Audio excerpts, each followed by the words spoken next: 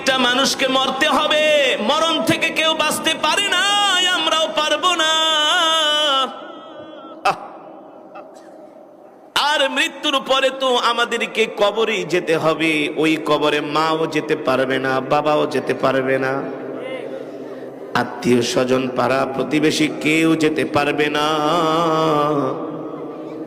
ওই কবরে কেউ সাথী হবে না, সঙ্গী হবে না, বন্ধু হবে না। ওই কবরে আমাদেরকে কেউ সান্ত্বনা দিবে না, একমাত্র আল্লাহর কোরআন ছাড়া। সুবহানাল্লাহ। তাহলে বলেন, এই কোরআনের মজমায় যে আসে না, কোরআন যে পড়ে না, তার মতো হতভাগা কপাল পোড়া আর হতে পারে? ইযা উদিআল মাইয়িতু ফি কবরিহি জাআল কুরআনু ইনদা রাসিহি। আল্লাহর নবী বলেন, ও সাহাবীরা, আমার উম্মতকে বলে দিও, আমার উম্মত যখন ইন্তেকাল করবে, আর যখন আমার উম্মতকে কবরের দিকে নিয়ে যাবে, যখন তার লাশটা খাটিয়ার মধ্যে রাখবে, চাদর মুড়ি দিয়ে রাখবে, আত্মীয় স্বজন আসবে, কান্না করবে, বিলাপ করবে, হাই হুতাশ করবে, কিন্তু কোনো লাভ হবে না। পারবে? কোনো লাভ হবে? আসল জায়গা তো কবর।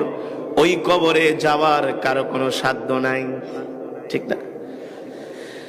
সাহাবায়ে কেরাম প্রশ্ন করলেন, ওগো আল্লাহর নবী, এই কোরআন আমাদেরকে কবরের মধ্যে কিভাবে সান্ত্বনা দিবে? রাহমাতুল লিল আলামিন বললেন, ও সাহাবীরা,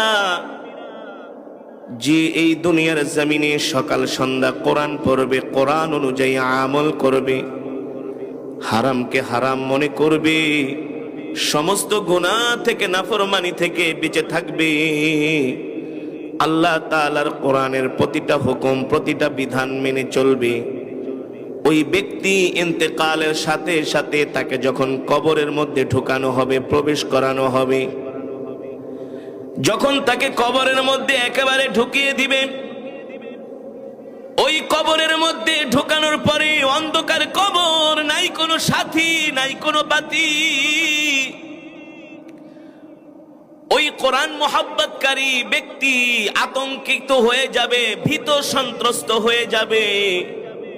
হায়রে, একটু আগেই তো আমি আমার সন্তানকে দেখছিলাম, যেই প্রিয়তমা স্ত্রীর সাথে 60 বছর সংসার করছি, সেও তো